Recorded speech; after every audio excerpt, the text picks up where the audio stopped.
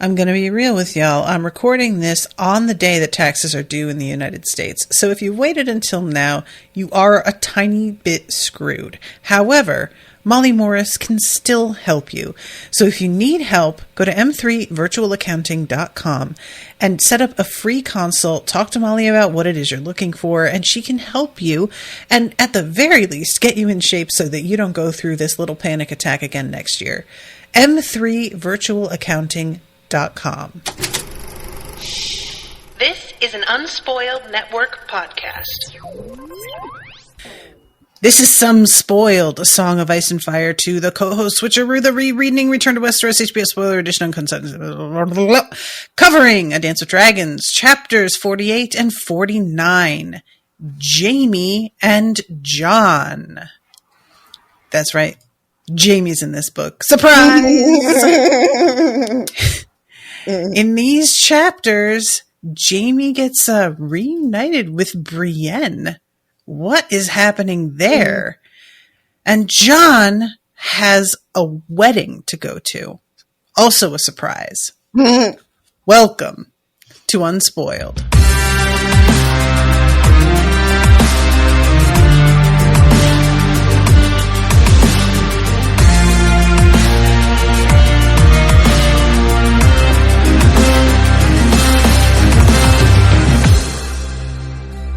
Monsters are dangerous, and just now kings are dying like flies.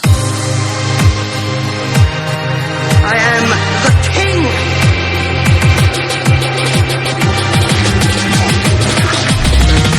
Fuck the king. Welcome to the show, everyone. I am Natasha. I'm Rashawn. All right. So, yeah, surprised about Jaime? How'd you feel to see his name? Excited? I was very surprised. Bewildered? To see him here. I was like, what did I say before we were recording? Look at this gilded hand motherfucker showing up. Like, yep. He just rode into town all casual, nonchalant, like he doesn't belong in this book. Yep. And he's here to like take to take care of one of the last surviving like Robb Stark outpost. They just basically yes. They've been holding it down for a couple of books now. And Jaime has to go and just be like, come on, you guys. Just be cool. Just be cool about the whole thing. Like, let's not make this a whole big deal. That's really what it feels like. It's just like, you have to know. There's no point to this, right? Can we just stop with the charade? Right? But like, yeah. Can we not just say we did? Like, can we just... Yeah. I'll tell everybody you fought real hard and whatever. Can we just fast forward, please? You know, we'll sing songs. I'll lie, make up some verses for you. It'll be fine. You'll go down in history. It'll be great. I love, too, that he has gotten this letter from Cersei, and it's just like, well, I can't really help you right now, ma'am. He just straight up burned it and ignored it. Yep. What do you think of that in comparison to what we saw in the show, which is him basically instantly mounting a horse and running right back to her? My God, because let me think now. He gets the letter from her after the battle of Winterfell, the big battle with the Night King, and he is fucks Brienne and then leaves Brienne in the middle of the night in her jammies crying after him on the road, right? That's how that went down on the show. Am I right? Do I have the right timing of it all? That all hits for me, yes. I may be wrong. We may both be wrong in the same way and be mutually holding up each other's delusions, but as far as I know, that's correct. Yeah. Well, this Jaime I respect a little bit more. I'll tell you that much. There's definitely that. And I remember just like being kind of bewildered in the show because I wasn't expecting it since I'd read the book. I thought I knew what they were going to do. And then he just and I was like, wait, really? Yep. And really, I think in the show we were still sort of holding on to hope that he might like attack Cersei. Oh yeah, there was the whole thing about the map, and she stands on the neck, and then he's going to kill her, and he's going to strangle her, and yeah. People were like, he's rushing to King's Landing, but it's just to kill her. Exactly, and then they didn't even do that. Oh God, they did. I'm so sorry. I will say I'm not going to talk about it anymore. I will say that we get Jaime in his head being like,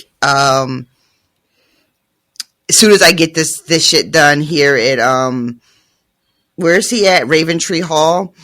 I can get back to the king, back to King's Landing. But another part of him whispered, to Cersei. But but it's a different thing. He's just like, I'm gonna have to fucking face her eventually. Yeah, it's got a really different tone to it. Instead of like desperate to see or I'm fighting my impulse to go back to her with every ounce of strength. It's more like, I'm going to have to do that at some point. It's going to have to happen. And there's also a tinge of like, he is also tinged with kind of like, she needs me, and what the fuck could I even do to help her? Like, yeah. She's guilty, first of all, and I am short a sword hand.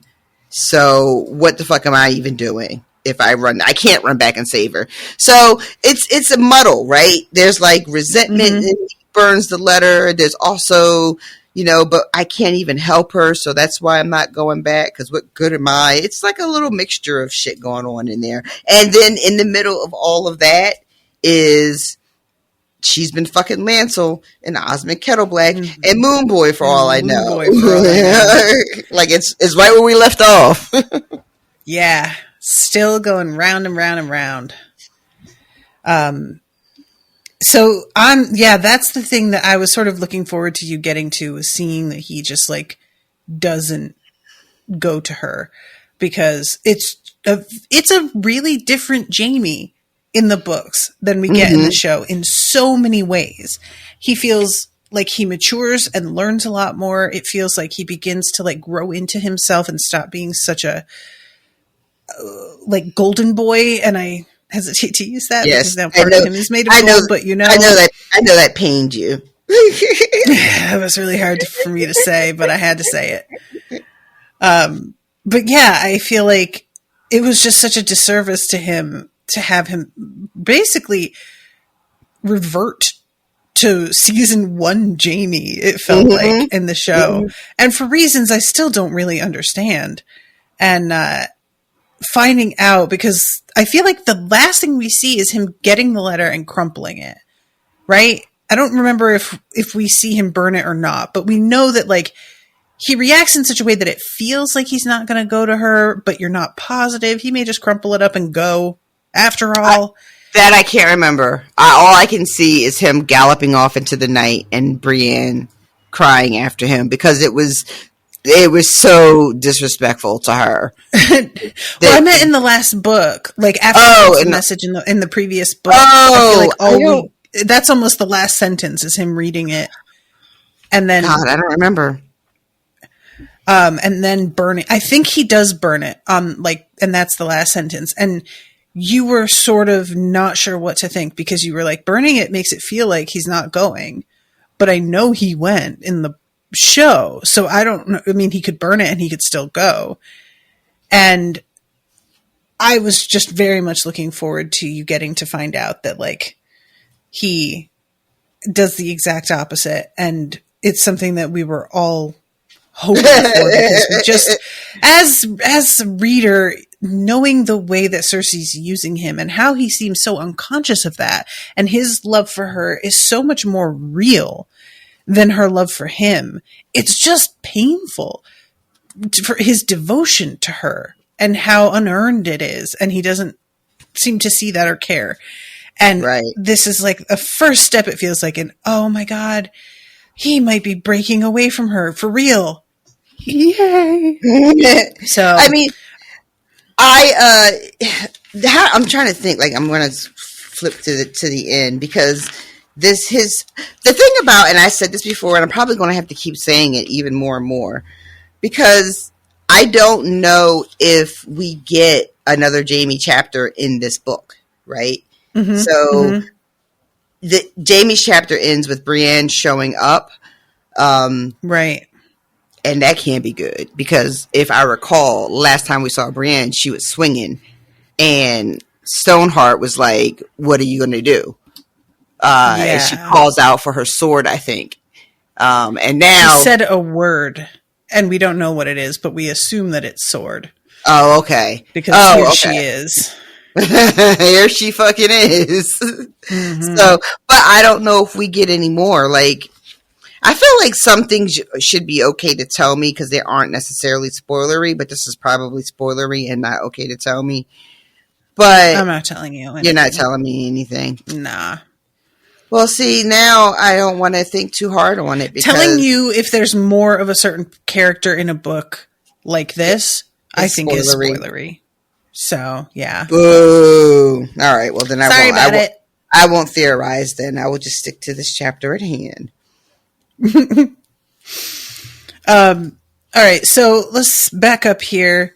Arriving at Raventree Castle, which is quite old, and it's described about how like they learned eventually that using round turrets and stuff were more helpful in battle because things were more likely to bounce off. But that wasn't discovered until after Raventree was built. That's how old it is. House Blackwood kept the old gods and worshipped as the first men had in the days before the Andals came to Westeros. Some of the trees in their gods' wood were said to be as old as Raventree's square towers, especially the Heart Tree, a weirwood of colossal size, whose upper branches could be seen from leagues away like bony fingers scratching at the sky. Which sounds cool as hell. It does. It sounds like the tree from fucking Lord of the Rings. What castle is that has the big white tree? Is that Gondor? That's what I pictured. But their tree's dead, isn't it? Isn't Gondor's tree dead? I just remember it's just white. Like, I remember just that it's a white tree. I kept thinking about the tree at Disney's Animal Kingdom that is not a real tree. It's like one of those photo op trees that's made artificially with that weird sort of trickery that they do where something is actually not full size, but it looks full size, like Hogwarts. Oh, right, yes. Universal, you know? Yes. Where, like, it looks like it's the size of a castle, but they just did something tricky with, like, the... What do you call that? Perspective. So, and that tree is so cool looking. Like, it's really goofy of me that's where my head went first. But it is a really dope looking tree. And I should find a picture of it and send it to you so you see what I'm talking about. But anyway, it says... No great hosts encircled Raventree as Riverrun had been encircled. This siege was a more intimate affair, the last step in a dance that went back many centuries. At best, Jonas Bracken had 500 men about the castle. Jaime saw no siege towers, no battering rams, no catapults. Bracken did not mean to break the gates nor storm its walls. With no prospect of relief in sight, he was content to starve his rival out. No doubt there had been sorties and skirmishes at the start of the siege, and arrows flying back and forth. Half a year into it, everyone was too tired for such nonsense. I love that. Boredom. That's such a vibe. The enemies of discipline. Is that not the truth? Oh, it really boy. is. It really, really is. God. And she says, Jaime is coming in here and is just like, all right, we gotta fucking put this to bed. This is put it all out of its misery. Fucking wrap it up, B. Wrap it up. So he shows up. You take over. Do it. Go, no. Just I like it. I like it when you do it. Just like the way that he comes sliding into camp, and everybody's just like, oh, wait a minute, hold up. Who's that? Yeah. And he goes to the main tent, and he's just like, the guards are just like, should we tell them you're here? Should we announce you? And Jamie's like, I just announced my fucking self, and barges into the tent. And this guy is like mid-stroke. And here comes Jamie. I swear to God. Have you ever walked in on somebody like mid-fuck? Have I? I'm sure I have, considering the I number have of never. I have. I know I've been in a room while somebody was fucking in the room that I was in. That's happened. Oh my God, yeah. Dorms in college. That makes You're sense. trying to sleep on the bottom bunk and the roommate's on the top bunk with their boyfriend, and you're just like, I am right here. Can we not? Oh, we're not doing nothing. Stop lying. Oh, we're not doing nothing. Shut the fuck up. I can hear you doing exactly the opposite of nothing. You are doing a lot of something right over my fucking head. But actually walking in on somebody mid-stroke, I don't think I have. Have you ever had anybody walk in on you? Oh, yeah. That happened a lot of times because I was a horny bitch who fucked constantly. I got walked in on by roommates. I got walked in on by my mom. I got walked in on by his mom. Oh, yeah. She threw her keys at us. We were on the kitchen floor. Oh my God. I would die and never, ever, ever, ever come back to life. I would die. That would be it for me. You'd be doing this podcast with a ghost. That would be it. That would be it. Oh my God. I cannot believe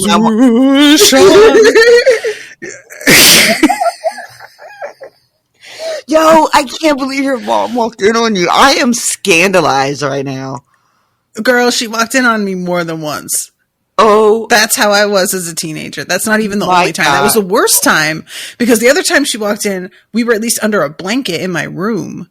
But that time, he was buck naked, and I was in like a dress that we had hiked up. So she chucked her keys at us, and he jumped up, buck naked, dick wet. Yep.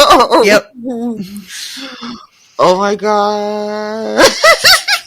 Yep. Yeah, it was a whole thing. She was so mad because she had walked in on me before, and she was basically like, "Are you just trying to throw this in my face? Like, why are you?" And I was just like, "No, I just really wanted to fuck. That's all it is about. It's not like a subconscious thing." And I truly believe it wasn't. I just could not keep it in my pants. Oh my God, that's hysterical.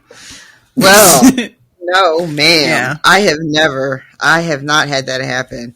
And I even lived with my mom as an adult. Me and Steve lived with my mom for a short period of time when we first moved to North Carolina. And, even us sharing a living space, that never happened. It was always very like, knock, knock, knock before I come in the room. It was no like just Jesus Christ. Yeah. But so I'm sorry, I can't even focus.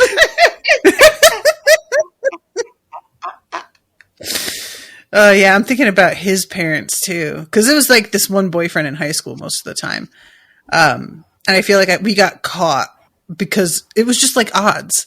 If you fucked as often as we did, the odds were simply that you're gonna get caught a few times, I mean, it doesn't. So y'all were fucking in the kitchen though, so I don't know about the odds, ma'am. I feel like. I mean, she came home from work early. In my defense, she could have called and let us know that she was coming home.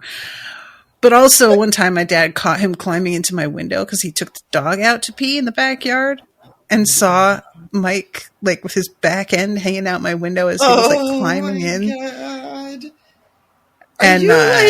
Are you like an 80s sitcom? What is happening? Literally, I was such a good kid. I didn't do drugs. I didn't drink. I wasn't like getting into trouble, but sex was a problem. And we had a church across the street from us. I'm pretty sure I told this story. And one time I said I was going out for a walk, and Mike had drove his car and was parked in the parking lot of the church, which was closed. And we started to fuck in the back seat. and a cop came Oh my God. and was shining his light in the back seat at the two of us, like half dressed. And when he was like, "Where do you live?" and I pointed at the house that was right across the street, he was like, "Are you fucking for real? Like, seriously, right here?" And then once he let us go and I walked into the house, my dad had got home in the meantime. And he was like, "Where were you?" And I was like, I just went out for a walk. You know, I went to see Steve and came home. Steve was like a platonic friend.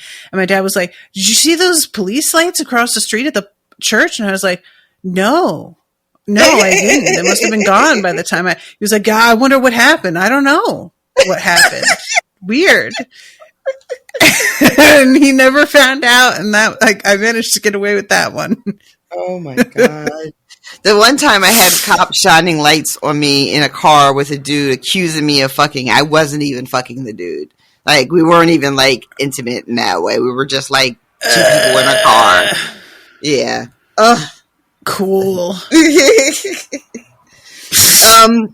Well, this guy is in the middle of his stroke with this woman, and Jaime comes in, and this lady is a fucking riot. This fucking She's woman. very funny. Oh man, so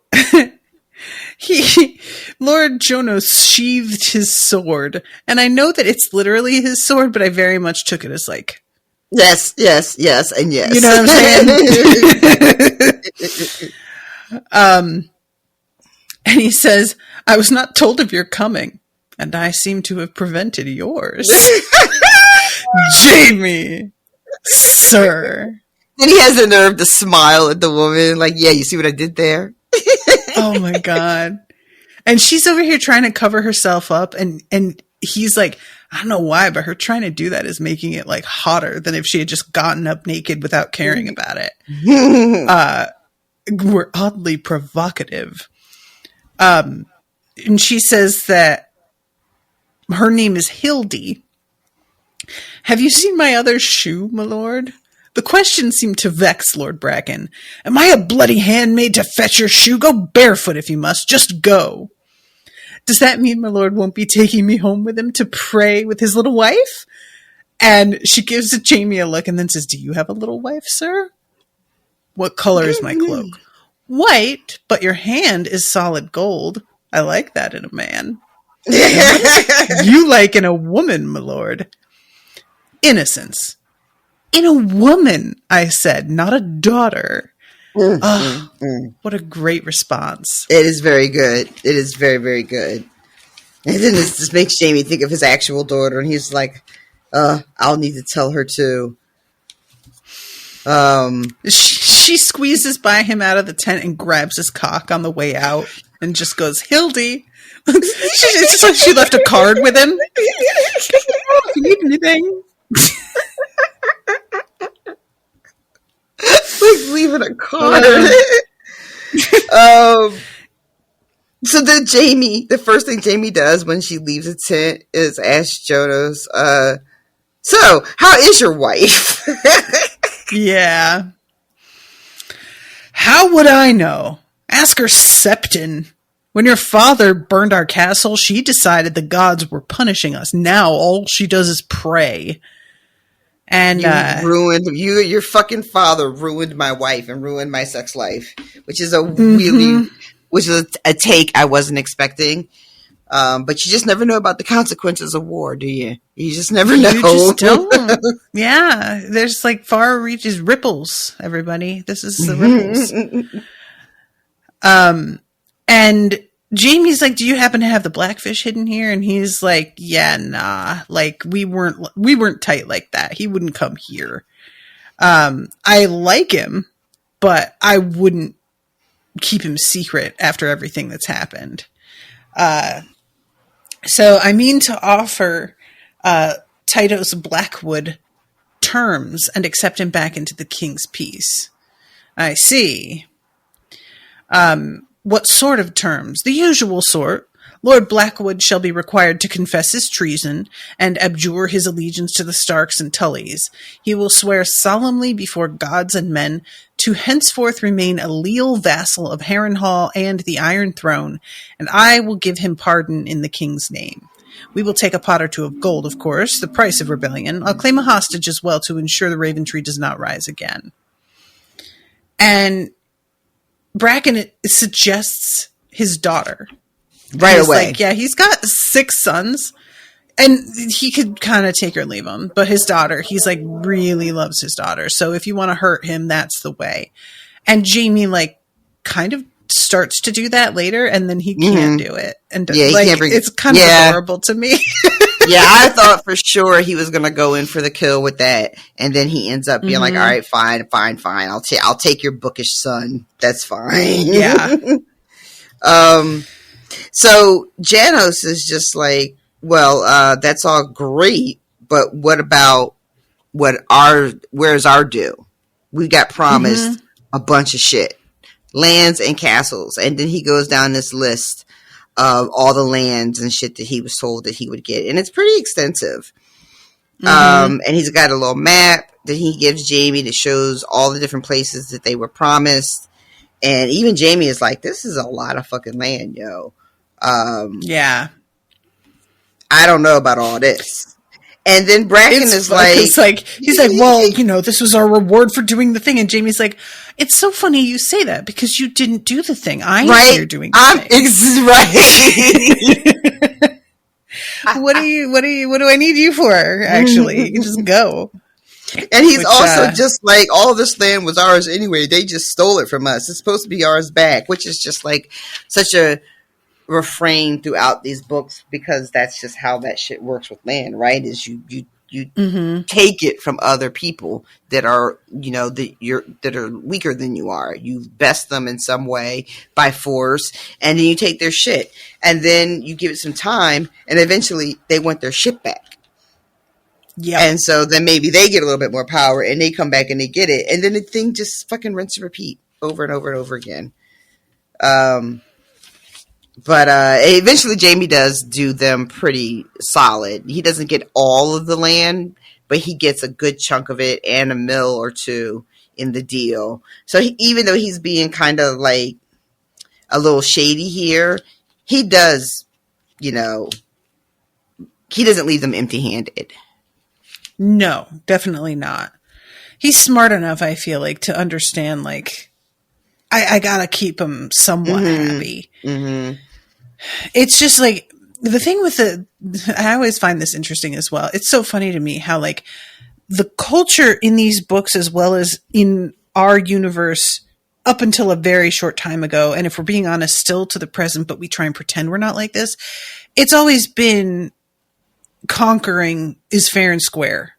If I conquer you, I get to have it. And that's just the rules. And we all have agreed that that's the rules. Yep. But they allegedly agree in this world, and then you've got so many people who are still just like, it's no fair, they stole it. And it's like, but that's what you guys all do, though. I thought that you all had basically come all to in terms. agreement. Yeah, that if you are gonna have lands, somebody could come take them, and that's the risk you take in having property, pretty much, right? Like, which is why you can't really own property.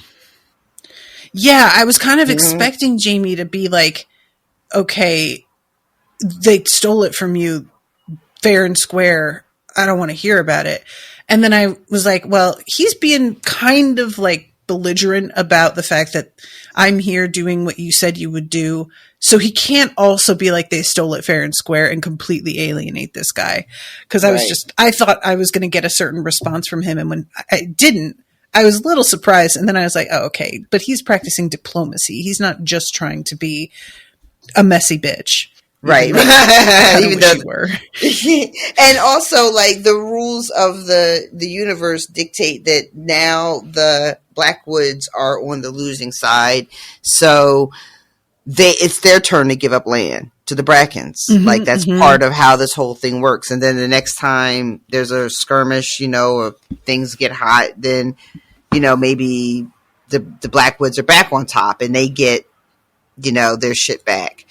And that there's a line a little bit later on. I think it's in the same. Pretty sure it's the same chapter. It's maybe after Jaime is talking to the boy that ends up becoming the ward or the hostage, and he's somebody somewhere is just like, listen, every Blackwood's got Bracken in them, and every Bracken's got Blackwood in them. like this is it's just like one big family at this point, but they don't acknowledge it. Yeah. Which does sound like how people work. It's really, it's just so weak, everybody. We just need others to point at and be mad at and throw our anger toward. And it's immature and just fucking I don't like it. It's so boring at this point, right? It's lame. So, all right. I'm sorry. I'm kind of jumping around a bit here, but you did declare for Stark and kept faith with him until Lord Walder killed him, murdered him, and a good dozen men of my own blood. I kept faith with the young wolf, as I'll keep faith with you, so long as you treat me fair. I bent the knee, because I saw no sense in dying for the dead, nor shedding Bracken blood in a lost cause. A prudent man, though some might say Lord Blackwood has been more honorable, is the way that he phrases that in his head, but he does not say it out loud. That's that growth we were talking about. Yeah, he definitely would have said that shit out loud up until like the beginning of the last book, even. Yeah, absolutely. He would have said that right out loud. So he's just like, yeah, you'll get some of your land back since you partly subdued the Blackwoods. So he goes and speaks to Titos Blackwood, who is basically like, yeah, I'll yield to you. I'm not going to yield to fucking Jonas Bracken, but the king sent you, different story, which I can respect. So does Jaime. He seems to get it. And this dude is like, so am I like getting off my horse and kneeling to you right now? And Jaime is just like, you don't have to do all that. It'll be fine for you to do it in the privacy of your own solar once we've agreed to terms. Like, there's no need for that level of humiliation and that public spectacle of it, which also feels a little like growth, I agree. Earlier, Jaime would have been like, once they're in private, he's like, yeah, don't bother. It's like he just said it so that everybody would hear him saying that he would do it. Yep. And that's like, so this is for me, again, partly like an example of growth, but also it seems, and I might be off the mark here, but like Jaime is here and he's about the king's business, but it also feels very much like he is disconnected from this in a way that's like internally meaningful to him. You know what I mean? Like interesting. He's like, he's doing what he was sent to do, but he's not being extra about any of it. It's just like, I just here to get a thing done so I can say it's done and I can go home, and I'm not interested in making big public displays. I'm not making big speeches. I'm not making people, bend the knee in front of me and all of God's children to see. Let's just get this really wrapped up so I can get the fuck out of here. It's not like, on the honor of King Tommen, the blah, blah of his name, that sits in the Iron Throne, I, declare you, you know what I mean? It's just not a lot of that. Yeah. I just want to chime in here with some information from Austin's Info Corner. Woo! He says that we saw a Blackwood and a Bracken in House of the Dragon. So do you remember when Rhaenyra holds court for all of these suitors to come and tell her why she should marry them? Mm-hmm.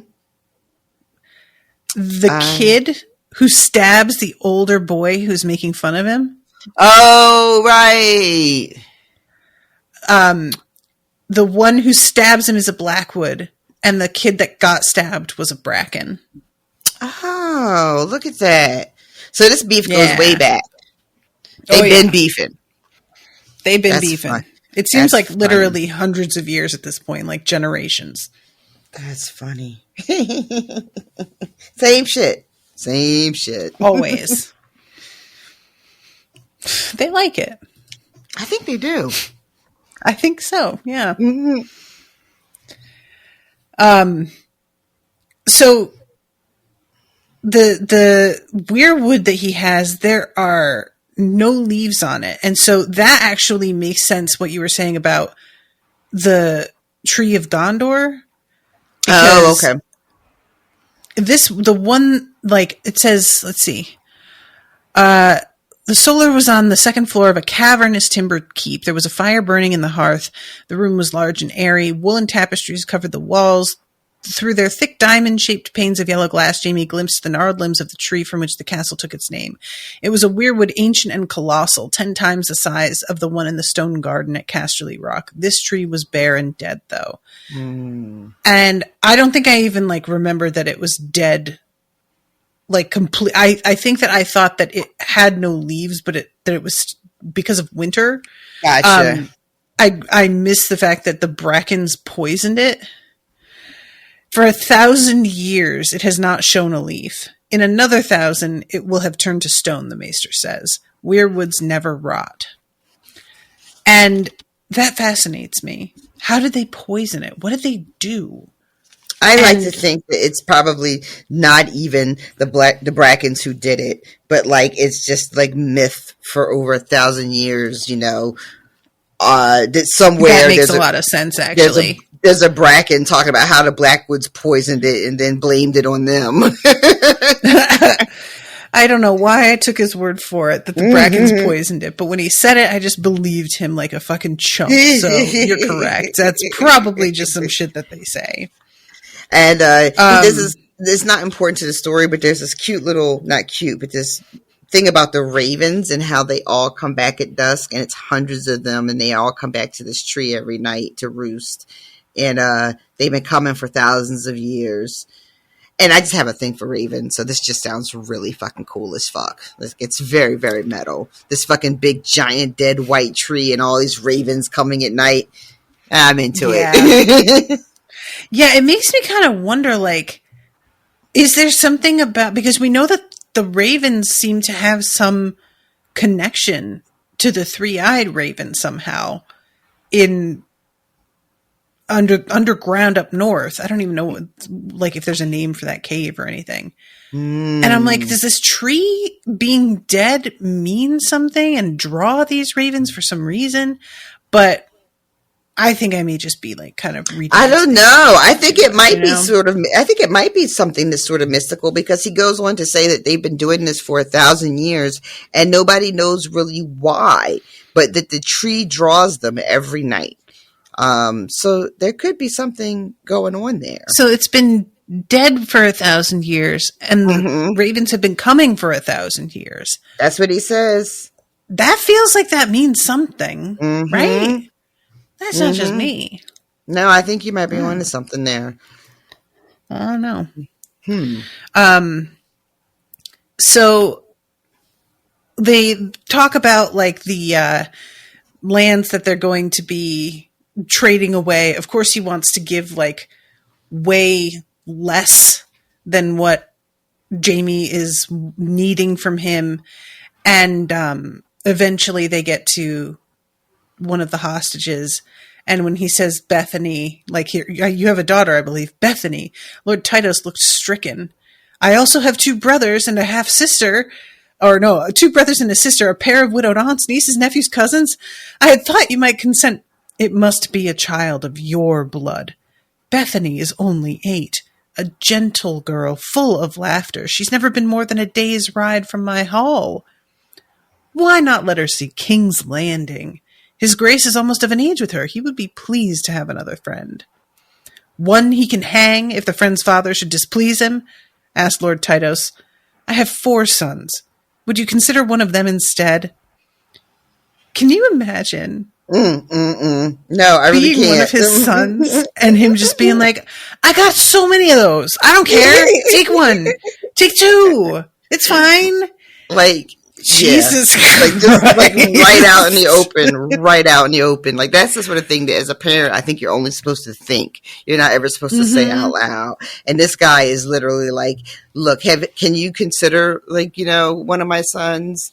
And Jaime is just like, fucking that meme from Pawn Stars, the best I can do. There's also a conversation about Edmure, too. Is that before or after? It's before the hostages. The first thing Titus does is he's like, look, Honor says, I gotta ask you about my liege lord. So how is Edmure? And Jaime's, is like, he's fine. He's going to Castle Rock. And as soon as his wife has the kid, then they'll join him and he's going to have a nice, long, comfortable life as long as he remembers his fucking place. And this guy, his name's Titus, right, says, long and bitter, a life without honor until his dying day. Men will say he was afraid to fight. And Jaime thinks to himself, unjustly, it was his child that he fears for. He knew whose son I am better than mine own aunt knew. And, ouch. Yeah. That's some self-reflection.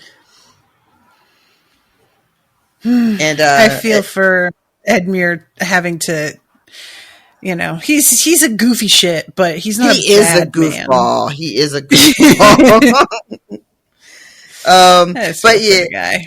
I had forgot. Like it hadn't escaped my mind that Edmure's wife was pregnant. I had forgotten about that bit of it until this part. I was like, oh shit, that's right. Yeah, remember he says, I'll reunite you with your son with a trebuchet? Mm-hmm. He sure does. He sure does say that shit, doesn't he? Yep. But yeah, so then back to the hostages. Jaime fucking folds. And this guy is like, you can have this kid. He could be your squire. Jaime's like, look, I ain't got squires coming out of my ass. That is like... I could not stop laughing. I don't need a fucking squire, dude. Oh my God. Do you know everybody is up my ass on that? Thanks, I'm good. and when he's like the Hoster, a bookish boy, I fear. They have books in King's Landing. I recall my brother reading them from time to time. Perhaps your son would like a look at them. I'll accept Hoster as our hostage. And I was just like, his name is almost hostage already. It was pretty much just... Ma'am. Ma'am. We were almost there. Felt like it was meant to be. It was written in the stars. I also think that there's something about him being like, unfortunately, he's a bookish boy. And Jaime being like, all right, we'll take him. That feels a little bit, you know what? If you don't appreciate him, I'll get him out from under your feet. Because you probably are treating him like shit. So we'll take him. Oh, I like that. I like that. And I don't think that's necessarily in his head. But the fact that he mentions Tyrion and how much he cared about Tyrion, and there's something, it feels like there's like a latent affection there where he's just sticking up for this kid in a way. Yeah, I like that. I want to believe that. I like that a lot, actually, because you're right. It does sort of have, the way if you take what you're saying right now and put that on top of how quick this man was to sacrifice his sons and then like any of his sons in favor of his daughter. And then when it starts to be time to name the individual boys, cause I think, Jaime is like, wants to know about like, who's who, like which boy is where each boy is and what the deal is.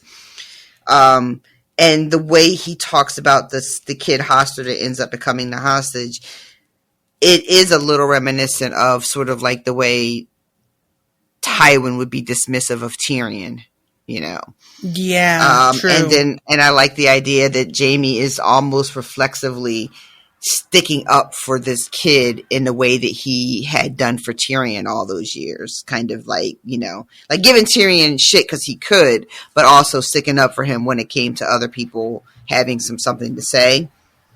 Yeah. And I like a good sibling should. Yeah, and I like that it's probably not even happening on a conscious level. It's just like a reflex. I like it. I like that. I want to keep it. Don't anybody disabuse me of this, please. So let's see. River. Some other time, my lord, I cannot linger. River Run awaits. River Run or King's Landing? Both. Hoster can be ready to depart within the hour. He was. The boy met Jaime by the stables with a bedroll slung over one shoulder and a bundle of scrolls beneath his arm. He could not have been any older than 16, yet he was even taller than his father, almost 7 feet, of legs and shins and elbows, a gangling, gawky boy with a cowlick. Lord Commander, I'm your hostage, Hoster. Hoss, they call me, he grinned. Does he think this is a lark? Pray, who are they? My friends, my brothers. I am not your friend, and I am not your brother. That cleaned the grin off the boy's face. My lord, let there be no misunderstanding here. Lord Beric Dondarrion, Thoros of Myr, Sandor Clegane, Brynden Tully, this woman Stoneheart, all these are outlaws and rebels, enemies to the king and all his leal subjects. If I should learn that you or yours are hiding them, protecting them, or assisting them in any way, I will not hesitate to send you your son's head. I hope you understand that. Understand this as well. I am not Ryman Frey.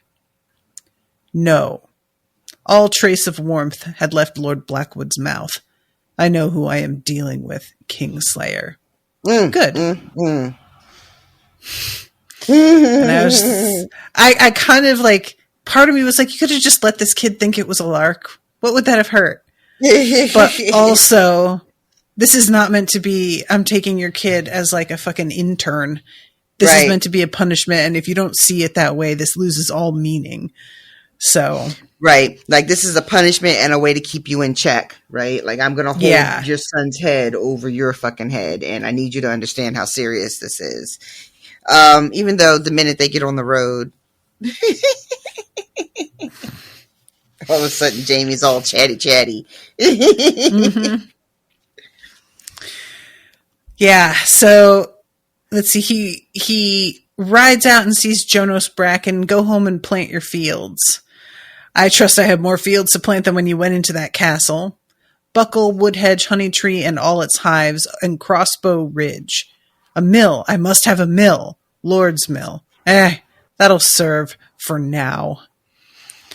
Is that what he gave you for a hostage?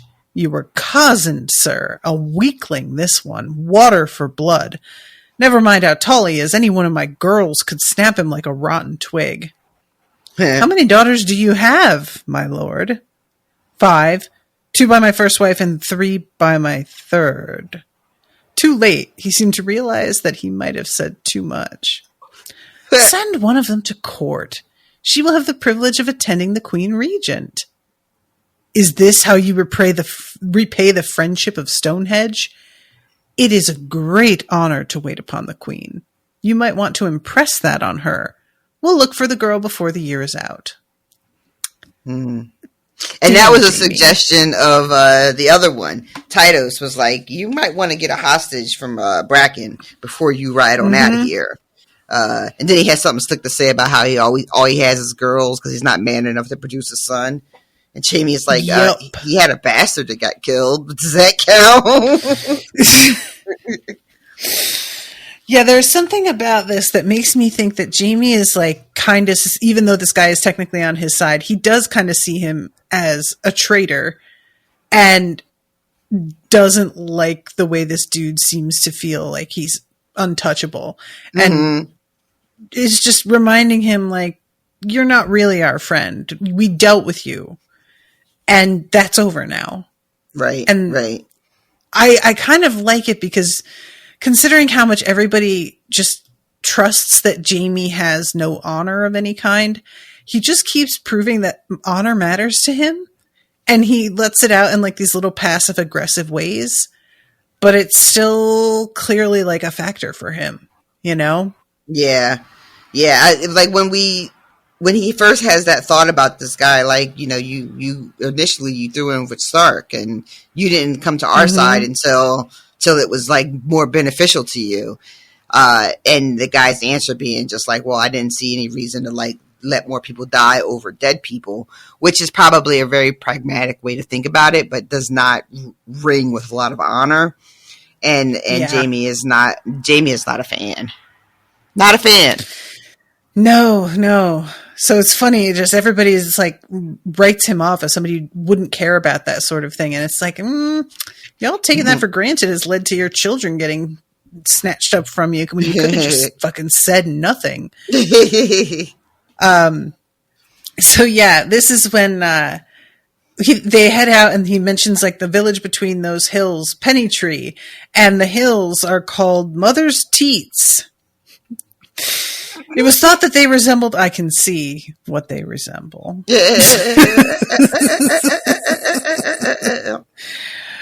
Oh my God. That's very funny to me. Yeah. There's a whole thing about like how the Blackwoods and the Brackens call those hills different things, depending on like, you know, who's talking about them and how it's based on, one guy, Aegon had a Bracken as his mistress, and then he dumped her for a Blackwood mistress, and it's so funny that then becomes more reason for the Brackens and the Blackwoods to fight.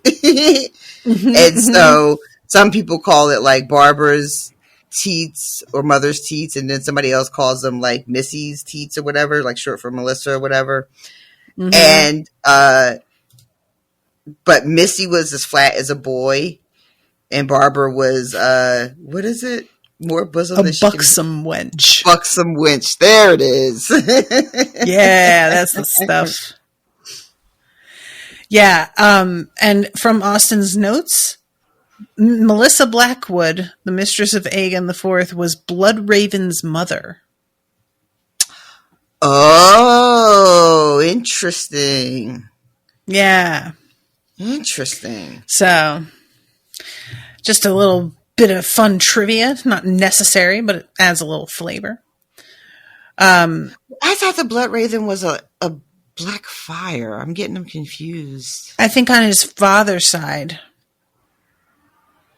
I think it was like... Oh, you know, Aegon the Unworthy was a black fire. And then, okay. Gotcha. Okay. She was his mistress, so that was his bastard. Yeah. Huh. Look at how all this shit is coming together.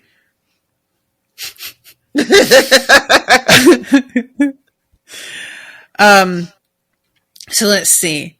How did this all begin between Blackwood and Bracken? Is it written down?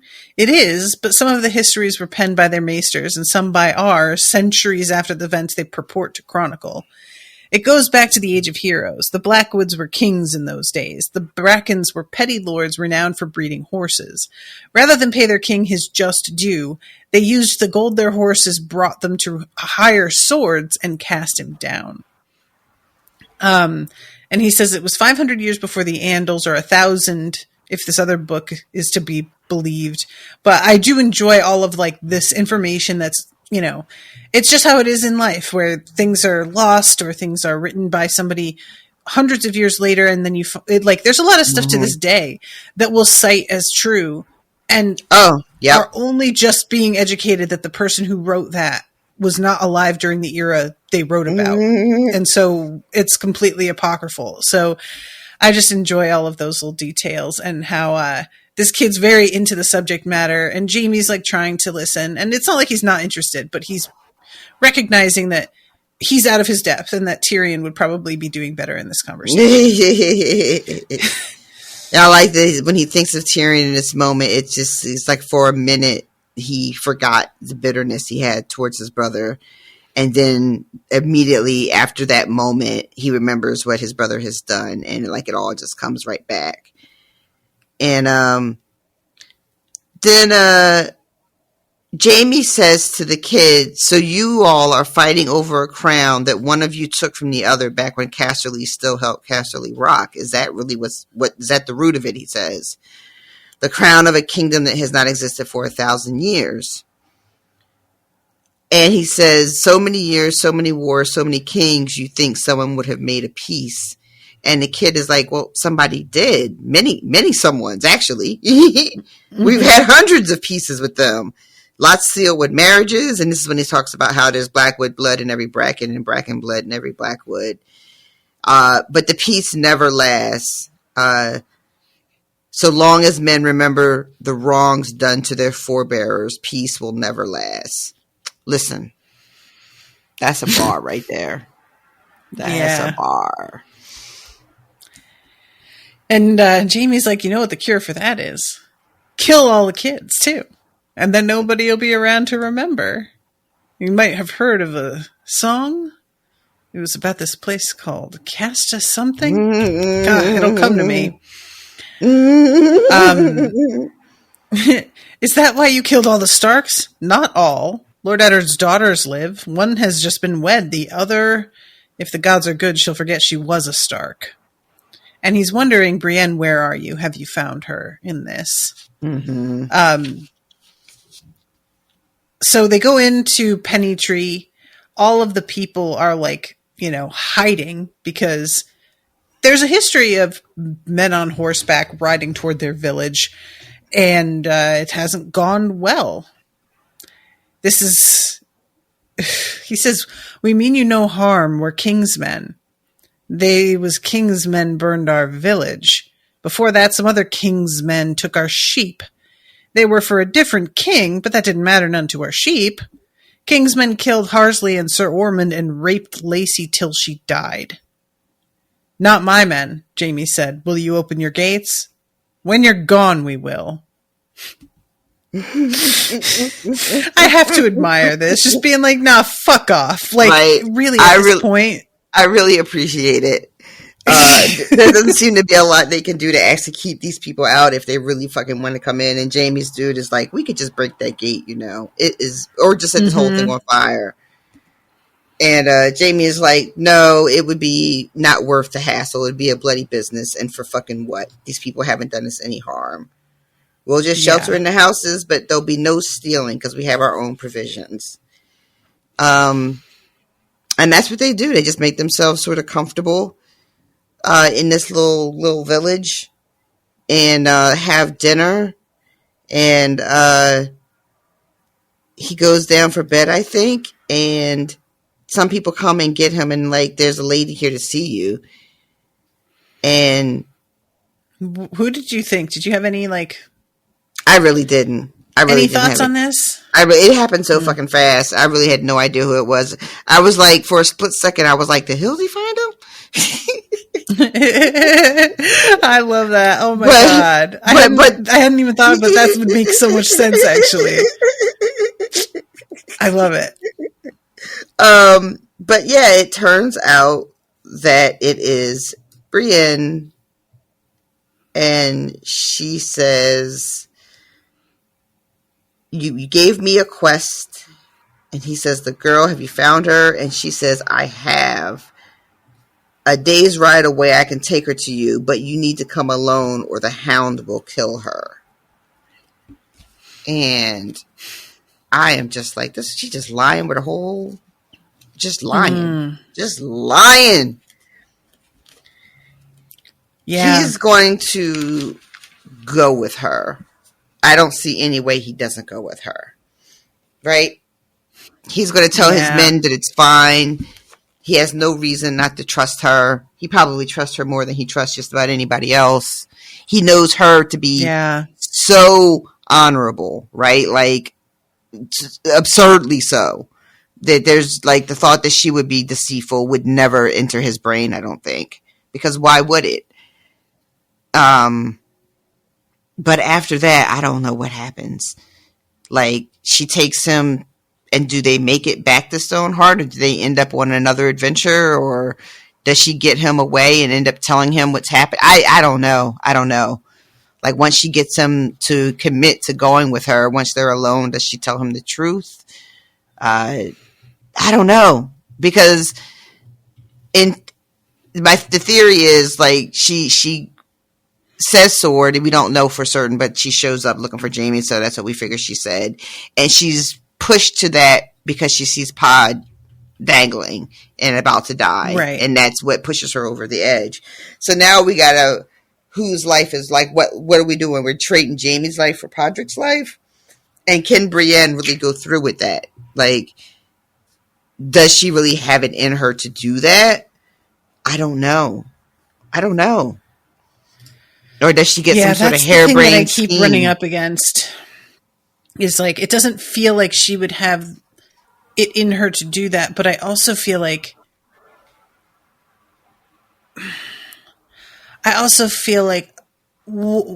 she was put in this no-win position where she was about to be killed. Can she pull a fast one somehow and like go get him, but also save him? I don't know. You know, like that's the thing. Can she pull it off? Like if Jaime had two hands, then I'd be like, yeah, between the two of them, they're dusting everybody. You know, it's not even a problem. Mm-hmm. But he doesn't. You know, he's not the Jaime that he was. You know, I don't know, guys. I really don't know how this goes. I other than being very confident that he says that he's going to leave her. Oh, I'm here. Hello? Oh, that's weird. You went out completely for a minute. Ooh, that's scary. Yeah, it didn't stop recording, but your sound just completely vanished. Okay, let me just put in my notes that happened. Okay, sorry. What were you saying? Just that I'm not really sure how this pans out. That I feel pretty confident that he does ride off with her, but do they go back to camp with Stoneheart? Does she turn him in? Does she tell him the truth about what's happening and they devise like a scheme of some kind to save Pod? You know what I mean? Like, I don't know what happens after he decides to ride off with her, but for some reason I feel very certain that he will, that he goes with her and tells everybody, I'll be back like in 2 days. I won't be going long. You know, you guys stay here and I'll be right back. But I don't think he'll be right back.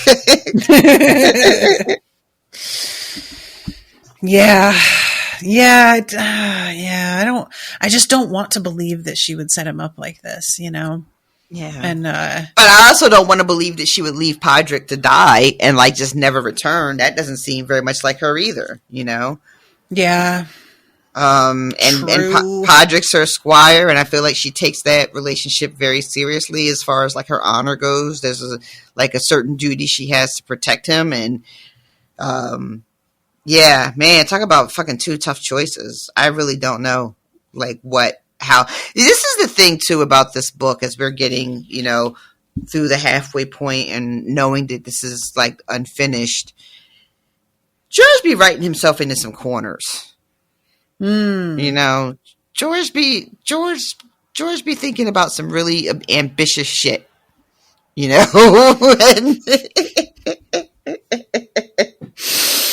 I mean, you're not wrong. You are not wrong at all. So I'm really curious, like, and it may never get answered because somebody won't let me know if we get another fucking Jaime chapter or if there's going to be a Brienne chapter. So I might not ever find out what she is doing with Jaime, but I'm curious what George Martin thinks Brienne does based on the character that he's created. Like, if we could interview him and just be like, all right, so the book's not coming out, but just tell us this much. What was Brienne going to do? Does George have an answer? Or does he just have like all of these different chapters where it could go literally anyway? Because he hasn't figured out which one folds into the story best. And that's why the books aren't fucking done. It's like a choose your own adventure for himself. That's what I think happened. I think there's like all these different alternate endings for all of these different strings, you know, this web that he's woven. And, you know, it literally just is like, you know, which choose, like you said, choose your own adventure. Like, he has a chapter written with Brienne turning Jaime in. he's got chapters written where they scheme and they double cross. You know, he's got another chapter where she just lets Pa die. Oh yeah. Well. I don't think there's lack of book. I think there's too much book, and that's why we don't have one. Ooh, that's a really good way to say that. What a scathing indictment from Rashawn, everybody. All right, so next chapter, John. So Alice Karstark has to get married off to somebody because she's been promised to this fucking uncle something, and they come looking for her, and it's a whole thing. So it's like, got to get her married real quick so that they can't make her do anything. And John chooses a marriage that benefits him in a bizarre way because he marries her to a wildling. Yes, he does. What did you think of this? I couldn't believe she agreed to it. I was stunned that she agreed to this. She seems to be like in it to win it too. Like for her, you know, her situation was dire enough that she's just like, you know what? Yes, I will marry him. Yeah, there's a point at which the line is like, will you keep him warm? And she's like, until his blood boils. And I was just like, I imagine that being like a real sort of lascivious expression on her face. And she's just like, oh yeah, I'll keep him real warm. And I may just be sort of, you know, informing that with my own thoughts about what this guy may look like, because I imagine him as a Viking from Vikings. And that's my problem. But I just have to be honest about what I'm picturing in my mind here. So yeah, Alice says to him, snow during a wedding means a cold marriage. My lady mother always said so. He glanced at Queen Celise. There must have been a blizzard the day she and Stannis wed. Cold-blooded, John. A word from Melisandre and she would walk into the fire willingly, embrace it like a lover. That is wild. He is not wrong. I just can't imagine having that kind of like devotion and faith in something that I would just completely willingly step into death. I mean, that's terrifying. I hear it feels pretty good. I mean, have a hard time believing that. Like, I feel like it may feel pretty good if you're able to turn off a bunch of other things about your common sense and understanding of the world. But if you can't do that, I mean, like, there's something deeply, deeply satisfying and comforting about having a rock solid faith in whatever it is that you're having faith in, that gives people, you know, a sense of, you know, all the good shit that they're always talking about, like a sense of assuredness and calmness and good shit that they're talking about. You know the stuff. Yeah, it's a lot of that. It's great. Of course. Y'all know, you know what I mean. But yeah, like I you know, I would, you know, wouldn't mind having that. I just don't have it, you know. But when you see it, and well, when I see it anyway, and other people who are, granted, I am talking about good examples of people who have a faith tradition. I'm not talking about like all the ways and all the many, many ways in which it can go awry and does all kinds of damage to all of us as humans. But I'm talking about individuals and not institutions. And when an individual person has a faith tradition and you see it comforting them and giving them solace and giving them strength and all that kind of shit, I'm always like, yeah, let me have some of that. But then to your point, the brain starts thinking it knows everything and starts doing a lot of chit-chatting. And next thing you know, I done chit-chatted myself right out of any possible, possibility of having any of that stuff that I said I wanted. It's just like, to me, the idea is scary because you're letting something have a kind of power over you that it's the surrender. Yeah, and that the surrender is supposed to be the best part. I just have a hard time believing or agreeing with that. I mean, the only way I think that I could be okay with the surrender part is if the person asking me to do that seems to have a life that is so without issue of any kind, and those people aren't out there. So why would I believe a life without issue of any kind? Ooh, I don't think that's what's promised. That's how they get you. I'm not saying that's what's promised. I'm saying that's what I would want as an example to prove that there's a worthwhile point in me surrendering. I know what I'm saying? I gotcha. Well, I think the scariest part of the whole deal is the willingness to, which is how we got started, which was your original point, the sort of willingness to walk into the fire if someone told you so, right? That's what's that, and because really what that is though, that's for me. That's not even necessarily being afraid of the devotion. It's being afraid of the human being that becomes your representation of the thing you're devoted to, right? Because it's not Rolor that's telling anybody to burn anybody. You know what I mean? Like, we don't really know what Roller's got to say about any fucking thing. He might be It took me a second to know who you were talking. I thought I was thinking about the candy because I always hear it as like Rolor, like without an. You're saying roll, and I was like, "What?" Sorry. Oh, the God! It's not your fault. Like, I don't know that we're saying it right. That's really the. Like it's up for interpretation. But I'm sorry. Continue your point. But so like it's like as far as we know, he could be wherever gods exist, being like, what is with all the burning of the people? Like, you know what I mean? Like, he could be.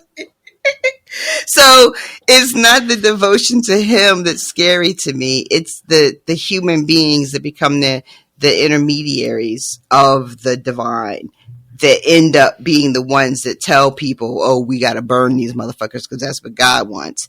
That for me is what trips me up about almost any kind of religion is the human being that ends because the thing about humans, and then I guess I'll let us move on because there's other stuff to talk about in this chapter, but not much, is we're not satisfied just with having a relationship with the divine. Most of us, we have been like programmed to believe we need somebody to lead us to the promised land. We need somebody to get us there.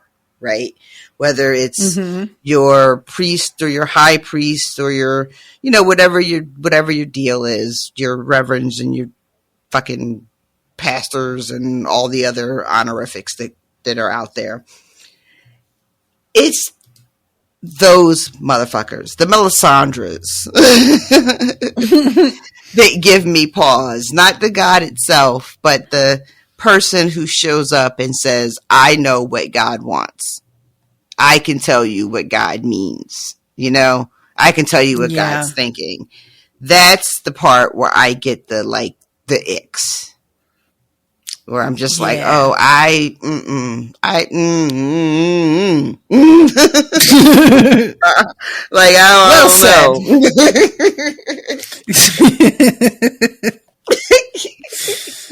Oh man. So most of this chapter, like you said, it's taken up with this like wedding and the little conversations going on that are honestly, a lot of this is just flavor. It's not really like really important to the plot to hear some of the dialogue or his internal monologue. And The Magnar of Then stood waiting by the fire, clad as if for battle, in fur and leather and bronze scales, a bronze sword at his hip. His receding hair made him look older than his years, but as he turned to watch his bride approach, John could see the boy in him. His eyes were big as walnuts, but whether it was the fire, the priestess, or the woman that had put the fear in him, John could not say. Alice was more right than she knew. And he gives her away in this ceremony. And what fire joins, none may put asunder, came the echo, except for kings and uncles, thought Jon Snow.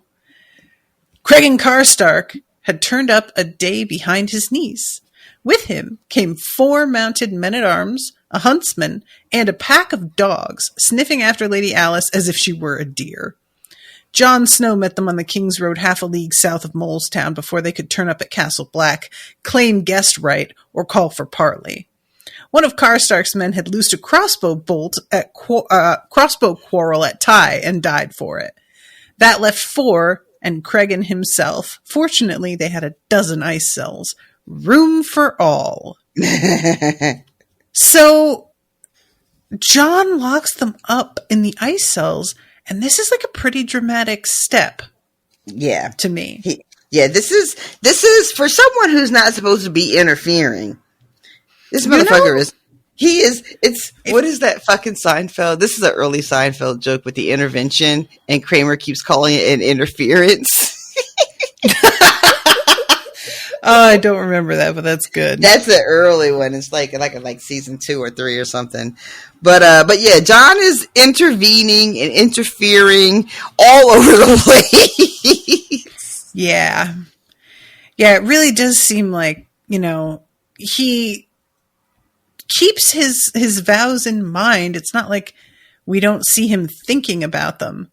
Mm-hmm. But it's like the relevance of them in certain situations doesn't seem to occur to him, or just gets outweighed by circumstance. Yeah, and he's got to his credit, he really is facing such a large battle. Like when you talk about like the whites and all that, and what else do they call the whites? And they don't call them walkers. That's a whole other show. White Walkers? White Walkers. Thank you. Call them that. Christ. Had a little bit of a Walking Dead flashback there. My brain just went like, ugh. People were trying to get me to watch this fucking new Walking Dead spinoff that happened. I can't watch nothing but Old Price is Right and King of the Hill right now. I am not watching fuck all. Not watching nothing else. It's like the 6th Walking Dead spinoff. I just think like they've done enough. I mean, people are saying it was really good if you want to believe people. But like a fucking chump. Believe people. Doubt it. But so John has this like really very serious threat, and everything else does seem a little small and petty in comparison, right? So I always, whenever as he's intervening willy-nilly, I'm always just like, but he's trying to accomplish a much larger goal, and he's being forced to deal with these smaller bullshit goings-ons because no one will take the very big thing serious enough. So he has to like manage these little things as they pop up in order to keep his goals, like keep him moving forward to his goal, which is getting as many wildlings together on his side as he can, and to fight this thing that's coming. And so I don't begrudge him, but I just think it's very funny as someone who took this oath, this vow. He's just all up in the mix. Yeah, he is. Yeah, I like I said, I don't think he's doing like the wrong thing. It's just he has to know how this looks to people, right? I mean, it's definitely not looking great to people. He's making all kinds of wild choices that to a lot of his own men that we know for a fact, they're looking at him like, what the fuck is this kid doing? Mm-hmm. Like, he's getting us all mixed up in all this bullshit. Everywhere I look, there's more wildlings. They're eating all my food, burning all my firewood, wearing all my heavy cloaks. Like, what the fuck?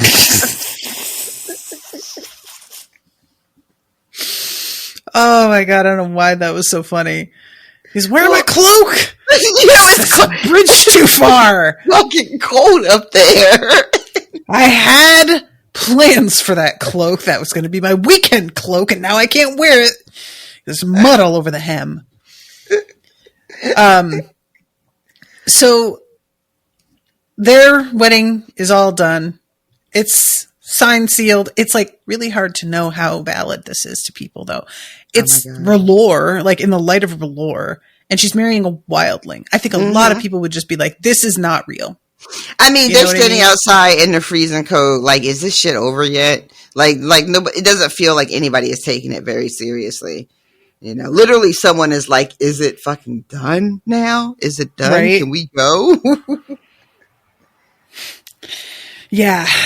So fucking Stannis' wife thinks that if they get married and they redo their vows with Melisandre, that would make it so that she could give him more children. Ma'am, I need you to be for real.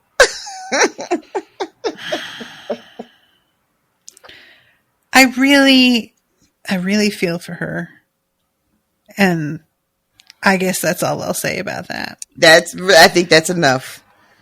John hears her say this and is like, you fucking need him to get in bed with you first. Talking about more children. John. I mean, true, but just, my goodness. But yeah, he doesn't say it out loud, so I suppose it's fine. Yeah. But yeah, the fact that it seems like she is well aware, I can't, because that's sort of the thing that comes up a lot is like, does she know that he's sleeping with Melisandre? And I think she does, and is almost like hoping that Melisandre could give him a child. Oh, that's interesting. Because it would be like she has such faith that Melisandre, it would be like an honor. That's a very interesting question, because would she feel betrayed by Melisandre for sleeping with her husband, or would she feel like it was an honor that such a holy person would want to sleep with her husband and possibly even bear him children? That's very interesting, because I really don't know. She seems pretty deep in the sauce. But a married woman, even one who is like converted to this newer religion, at least for Westeros is a newer religion, and seems like she's thrown in 100%, she's still raised with a particular set of, sort of morals and rules of how you behave, and somebody sleeping with your husband and getting knocked up is, while in this universe very common, and women don't have a lot of power to stop it, they definitely feel a way about it. That's really, I don't really know. I'm not sure which way she would go, because sounds like Selyse can be very cold and rigid herself, and I don't know if Melisandre were to, I don't know. Yeah. That's a really good question. So, Sir Malagorn stepped forward. I will escort her grace to the feast. We shall not require your steward. The way the man drew out the last word told John he had been considering saying something else. Boy? Pet? Whore? John bowed again. As you wish. I shall join you shortly. Apparently, according to Austin's Info Corner, woo-woo, there are some people out there who think that John might actually be sleeping with Sen. Really? To which I say, you all have wild imaginations. I would have to hope agree you with have fun that. with that. Yeah. But No. come on, kids. Let's all be for real. No, that's not no. And not even because they were necessarily, but no, that's just not no. No. Like, just get the fuck out of here. Like, of course, there's going to be those shippers. I'm, not surprised at all that this is a thing that exists, but I have to assume that it is not seriously that nobody is presenting this as a serious assertion, that it's more just like, well, maybe he is because we love a gay ship. I wonder if people were thinking the same thing about John, and did they ship him in Mormont? Wait, John and no, the point, because Satin had been a whore. Oh, well, remember? Yeah, I remember. So we're thinking, no. See, that didn't even. All right, let me back up. I didn't think the fact that Satin was a whore had anything to do with the fact that they were shipping him. I just thought it meant because John has this young boy who's now his steward, so he's taking care of him and is in an intimate space with him, and that's why they were shipping him. I wasn't thinking about him being a whore or not. So I just was making a comparison. I definitely thought that was why. Honestly. I just maybe figured, I'm wrong about the motivation there, but I mean, he's just a young, from what we understand, very attractive, young piece of ass that's at the wall. You make it sound like, well, 2 + 2. What can you do? That's what I thought the ship was. Like, well, okay, they're in proximity. They he's right up there, sleeping right practically underneath John. Okay, so now they're fucking, because it doesn't take much to have a ship happen. I just think that it would not have occurred to anybody to consider that he was sleeping with his steward if it were anybody but Satin. So I think that it's definitely that he had been a whore that's part of the ship. So it's not just that folks he can had been deny a whore. that all they like, but I don't believe you. So really, so it's not even okay. So now we're leaning into the fact that because he slept with men, I think, right? When he was working in the brothels. Because I guess you don't get a lot of women in the brothels in this universe, huh? I wouldn't think so. That's a real shame. Mm-hmm. That never really occurred to me. That's one thing that the House of Dragon did, right? They had some occasional women because they had a bunch of horror scenes, whorehouse scenes. They really did, didn't they? Yeah, they did. But yeah, no, I don't think I care for that chip. I don't think I like it. I don't either. Okay, so there's a moment here where Patchface dances by, and Melisandre says, "That creature is dangerous. Many a time I have glimpsed him in my flames. Sometimes there are skulls about him, and his lips are red with blood." Excuse? Weren't we just talking about how much we didn't like this guy? And I just feel like I don't like to be on Melisandre's side at all. But she's making some points here that I think need to be looked at and addressed. I think that is terrifying. So, his lips red. Is he a vampire? What does that mean? And in the notes from Austin, considering there are some theories that Patchface was resurrected by the drowned god, I would be suspicious of him as well. I really, really hope that this is something. I have such mixed feelings about it because on the one hand, I would love it if we got confirmation. Oh, by the way, the drowned god's real and he resurrected Patchface, because that's insane. But I also feel like I kind of don't want to be, I don't want clarification or for any specific information about the drowned god and to just be able to theorize about it. Because it's sort of fun when things remain vague. You know what I mean? Would the drowned god and the fire god of fire be enemies? feel I like feel like they would. Right. So, like, if Patchface was resurrected by the drowned god, then Melisandre would definitely be like, yeah, I don't like that motherfucker over there. Mm-hmm. Yeah, I feel like, the ocean is cold and wet, and R'hllor is dry and hot, and they just stand for entirely different things. It's also very dark in the water. Almost like nighttime. It is. And I know. Oh. Full of terrors. You did not do the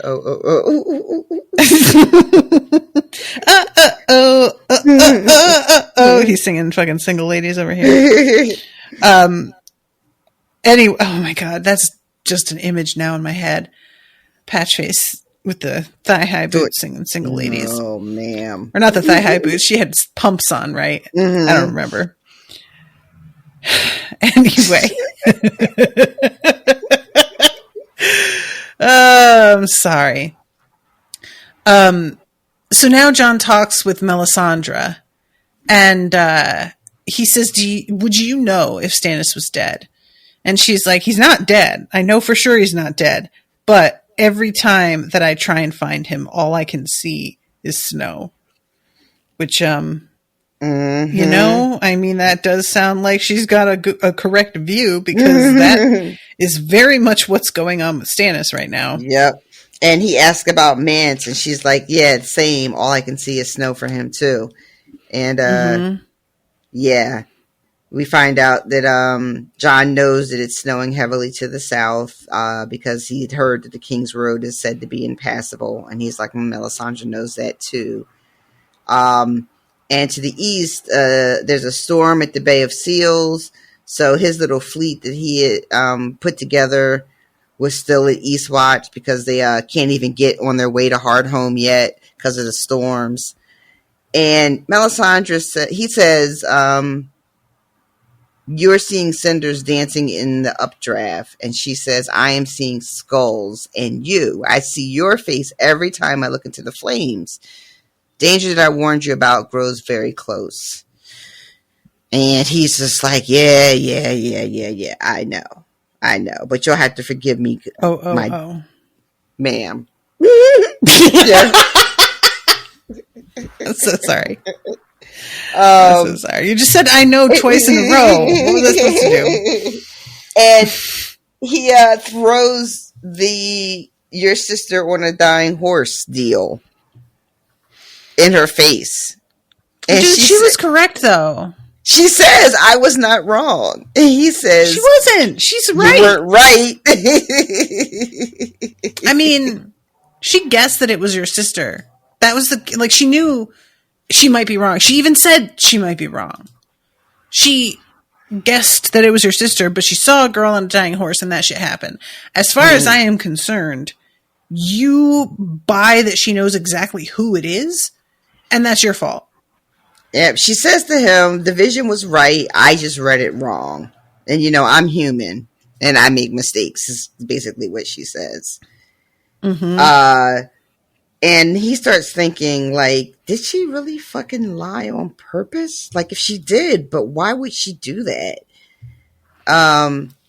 Is she got her own agenda? He starts to wonder to himself. And she warns him once more about the dangers and that he should keep close to his side. And then he goes down to visit this Karstark that he's got, this Kragan Karstark in the ice cells.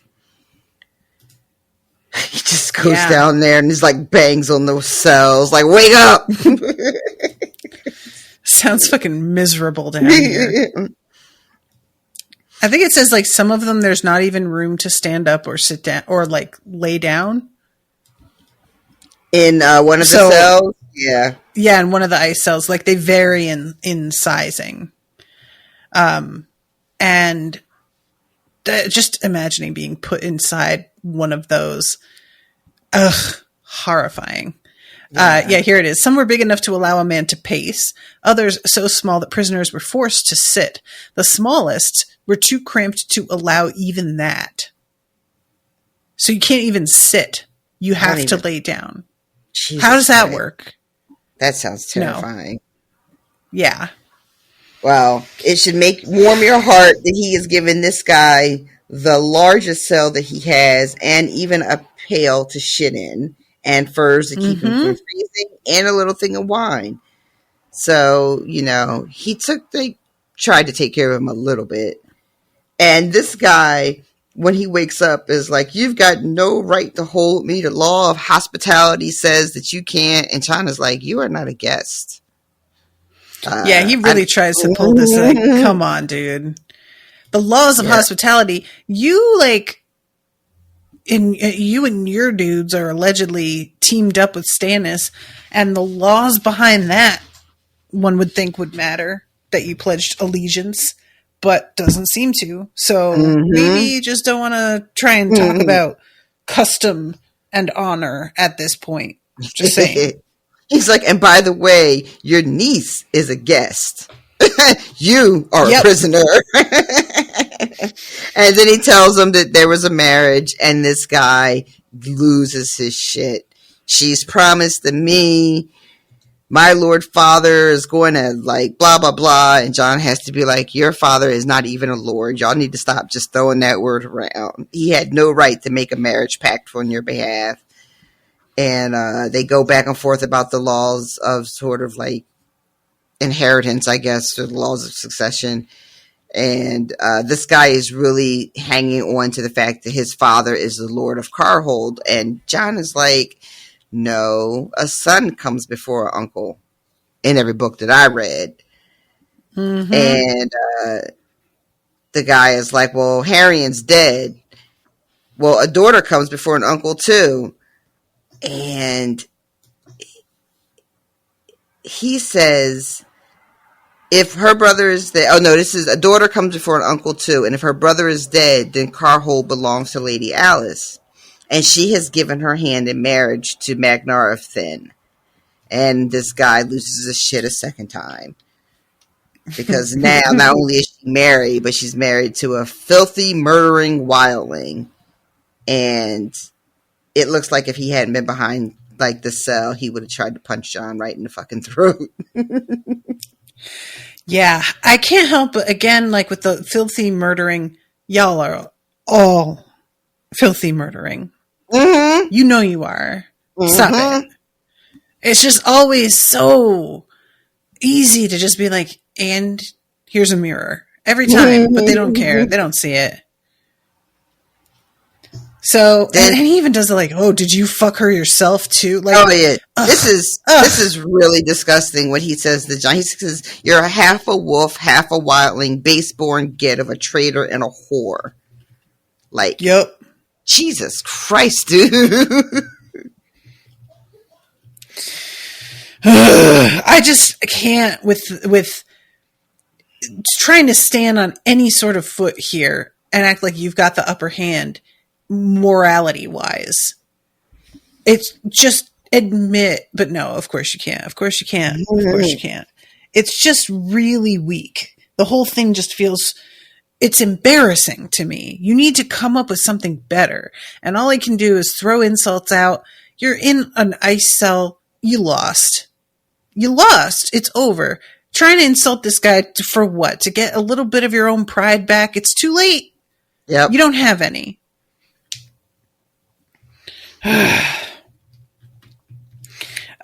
So let's see. Yield the castle. Lady Alice will pardon the women who betrayed her and allow the men to take the black. Never, never, never, never. I should make his head a wedding gift for Lady Alice and her Magnar, Jon thought, but he dare not take the risk. The Night's Watch took no part in the quarrels of the realm. Some would say he had already given Stannis too much help. Some might, Jon. Some might. Some might. I feel like, honestly, if he did take his head, it would be the wrong thing to do. I do think that it's good he forbore. But yes, agreed. I kind of wish he did it a little bit. I mean, I wish he would have at least just said it out loud, just for the satisfaction. But yeah, no, he can't because that's too much. And he immediately thinks to himself, if I do that, people were going to claim that now I'm fucking killing Northmen to give their land away. And like, that's going to just incite people even more. But he's like, but also if I let this guy go, he's going to just make a huge mess of everything I just tried to put together with Alice and Magnar. So I am in a bit of a quandary. What should I do? And he starts thinking about what Ned would do and how his uncle might handle it. And it's just like, but they're dead and he's lost in the frozen wilds. And I am here still not knowing anything. So he walks away with just sort of a like, never's a long fucking time, dude. You might feel a little bit differently after you've been here for a minute. I think this is the best way to handle it. Just let him fucking cool his heels, very literally, for a while. And maybe he'll come around. Yeah. And she's going to, Lady Alice has got a couple of this guy's men have already sworn to her service. And they've confirmed that everything she said about the double cross was true. And they're about to light that shit up. They're about to tell everybody about that. So once word gets out how they were going to like screw, Jesus Christ, screw Stannis, that's going to be a wrap on his father being Lord Karstark and all that shit. Mm-hmm. So Jon just has to like hang on to this guy until she gets back home and is back sort of in her seat of power. And then this guy can't really do too much damage. I'm hoping. Yeah, that makes sense. So he leaves him here. He goes and he is joining the revelry for the wedding. And there's a little bit of like, different people dancing and how things are being handled. And he notices that Satin is making sure not to approach any like higher born women. And Jon thinks that that's wise. He did not like the way some of the Queen's Knights were looking at the steward, particularly Sir Patrick of King's Mountain. That one wants to shed a bit of blood. He's looking for some provocation. So, yeah, I do appreciate that Satin is just sensing, Somebody who worked in a brothel, I bet, is pretty good at being able to sense when danger's afoot. Yeah, I think you're right. I think that you have to really learn to be aware of your surroundings and how to read the room for any sort of change in temperature, for your own safety.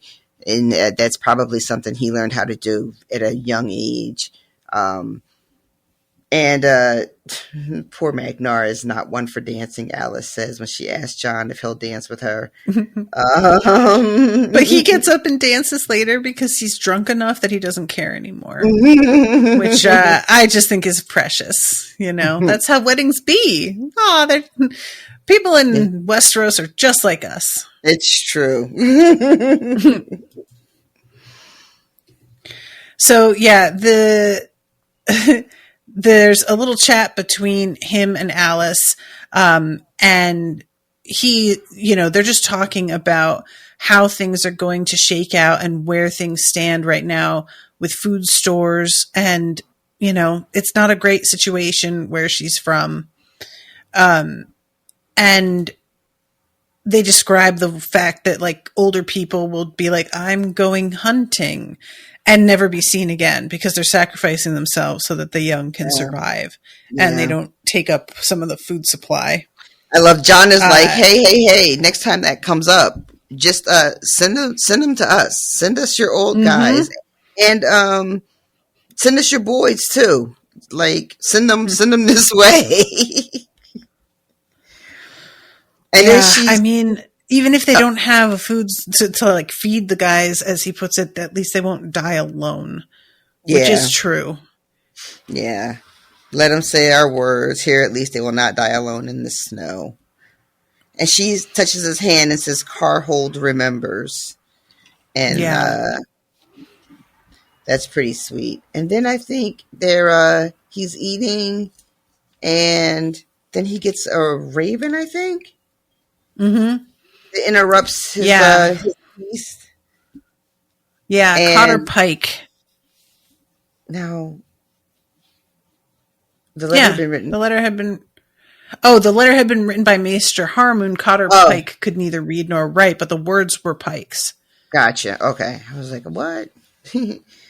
So we get news that the storm has finally calmed down, and they were able to send some ships towards Hardhome now, or they're planning on in the morning, rather. And I think this is supposed to be good news. I feel like it's not going to end up being good news. It's very unclear. We are not working with enough information. It seems like it's supposed to be finally things are going to moving, plan. Right? Yeah, but who knows? So the fish course was next, but as the pike was being boned, Lady Alice dragged the Magnar up onto the floor. From the way he moved, it was plain that Sigrun had never danced before, but he had drunk enough mulled wine so that it did not seem to matter. So this is when Sir Axel Florent comes over and is just like, some of these people like this marriage. I know that, Her Grace does, but not everybody feels that way. Sir Patrick feels like he should have married Lady Alice. And, there's just, John is like, he should be counting himself fortunate that he's still alive, which is, I don't know if you want to lead with that, John, but okay. Some provision must be made for his Grace's leal knights, surely. They have followed him so far and at such cost, and we must needs bind these wildlings to king and realm. This marriage is a good first step, but I know that it would please the queen to see the wildling princess wed as well. God, John is so over this fucking conversation. First of all, she's not a fucking princess. Why won't you get it out of your heads that shit is not a real thing? Please stop. Yeah, it's like almost at this point, just let them think they're marrying a wildling princess then. Just let them think so. I mean, this idea that she comes with like lands and power and like he's going to marry her and then become the prince of the wildlings. Like what does he think is happening? I just want him to be like, I tried to tell you, you married her, that you're stuck. Sorry about it. I told you many times that she didn't come with shit. He's going to take an axe to his head the very first moment they're alone together, which is why John should just let him go meet her. Obviously, she's not there to be met, but, like if she were, I'd just fuck it. Go ahead, marry her. See how that works out for you. Go ahead. Exactly. And then on top of this fucking, how it would please the queen, he goes into this same shit again. A nubile girl, I hear, and not hard to look upon. Good hips and good breasts. Oh, dude. Yep. Can we just not? Do we have to do this just every time? So then, where is she? Some say you've got her tucked away for your own pleasure. It makes no matter to me so long as she is not with child. If you've broken her to saddle, well, we are both men of the world, are we not? Gross. John says, Sir Axel, if you are truly the queen's hand, I pity her grace. Yeah. That should have been an inside That is fighting words, John. Should have been inside. I don't know about that. And all that Axel takes from this is, you won't share a vow with me. You want to keep her to yourself. That's what's going on here. The bastard wants his father's seat. And John is like, dude, that was offered ages ago. Like, if I almost wish that he said it. I don't know if it's like a bad idea to tell him that Stannis offered it. I don't know what harm that could do, but I am not good at thinking several steps ahead in these sorts of situations. I feel like it's probably not good for Stannis to know, for people to know just how John has refused him in specifics, because that doesn't look good for Stannis. But it probably would make Stannis look, it would make John look good, but probably make Stannis look bad. But in this moment, you kind of wanted to just fucking say that shit out loud. Since we're just saying shit out loud, apparently, might as well just do it. So at this point, they get interrupted by the sound of a horn blowing. And they have to wait, but there are 2 blasts, which means wildlings. Val, Tormund Giantsbane had come at last. And that's the end of the chapter. Yay! We're going to get some Tormund, I think. I'm excited. He's delightful. He really is. Before we wrap this one up, I just want to say hi to 2 new patrons. We have got Megan Dunn and Matthew Woodward. And I'm trying to use the sound effects that take a minute now. Woo! Welcome! Welcome, guys. Thank you, Megan and Matthew, for signing up. Appreciate you both so, so much. And I also wanted to mention that a long-time listener, fan, guest host, and independent, Song of Ice and Fire scholar, Stephen Atwell, passed away last week and was apparently continuing to struggle with cancer. A lot of you are probably going to recognize his name. He wrote for Tower of the Hand. And he also wrote his own, co-wrote a book. And he had a blog called Race for the Iron Throne, which was really intensely researched. This dude was just an expert in Song of Ice and Fire, lineages, all of the information that I can't keep straight in my head. He had down pat. And this wasn't even the only fandom that he was involved with like that. So this dude was just an encyclopedia. And he was, like I said, one of the original fans when I was back recording with Brendan. And he actually guested on an episode with me and Brendan. And he was a guest on a couple of episodes with me and Miles when we were covering the World of Ice and Fire, episodes in which Miles was so angry that he ruined them, and we basically took them off the feed because he was such a shit, which we can laugh about now, but at the time I was just like, sir, can you rein it in? And he said no, and then he lit his book on fire. So yeah, Stephen Atwell, he was just he was a fixture for me in the fandom, and just the kind of person that you take for granted as being there all the time. And finding out that he passed, I knew that he had lost a leg to cancer, but I didn't realize that after the amputation, he was still struggling with it. And so his death came as a shock to me. He wasn't on Facebook that often. Or if he was, I wasn't on the posts that he shared. He had left Facebook a long time ago. I mean, his profile was still there, but he never stuff from him. He never posted anything. I don't know if he was ever in the Discord. I don't think so. But yeah, so it was definitely a bit of a shock. But I just wanted to call him out and let folks know, if some of you hadn't heard and knew who he was, and just pour one out for Steven. He was a cool guy who contributed a lot and just seemed like a real tireless worker.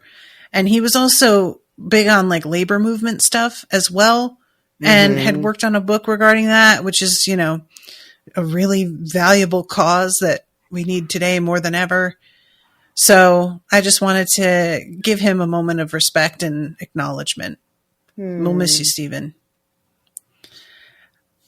All right. I think that's everything. Is there anything else that you wanted to add before we wrap up? No, ma'am. All right. We love you all very, very much. Come to patreon.com/unspoiled to be a free patron or a paid patron and support us. And until next time, toodaloo, motherfuckers. Bye, guys. Joffrey, Cersei, Walder Frey, Meryn Tywin Lannister.